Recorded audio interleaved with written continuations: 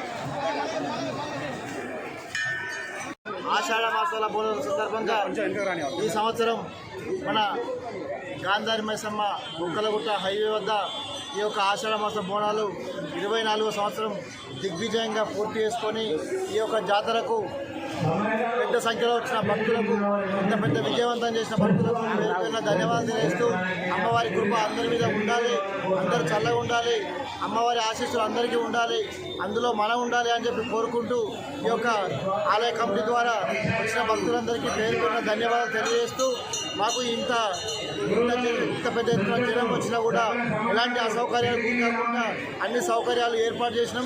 తాగునీటి వసతి కానీ, పారిశుద్ధ్యం కానీ ప్రతి ఒక్క వసతులన్నీ ఏర్పాటు చేసినాం.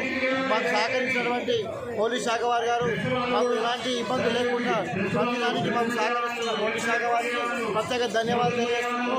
మున్సిపల్ శాఖ వారికి, అటవీ శాఖ వారికి మరియు మీడియా మిత్రులకు, పాత్రికేయులకు మాకు అన్ని వేళ ఇళ్ల వేళ తోడు నీడగా ఉండి ముందు నడిపిస్తున్నటువంటి వీరందరికీ పేరు పెరిగిన ధన్యవాదాలు తెలియజేస్తున్నాం. మరొకసారి జాతరలు ఇంత పెద్ద ఎత్తున విజయవంతం చేసిన ప్రతి ఒక్కరికి, భక్తులందరికీ పేరు పేరున ధన్యవాదాలు తెలియజేస్తూ అందరూ చల్లగా ఉండాలి, అందరూ మనం ఉండాలి. జై మైసమ్మ తల్లి.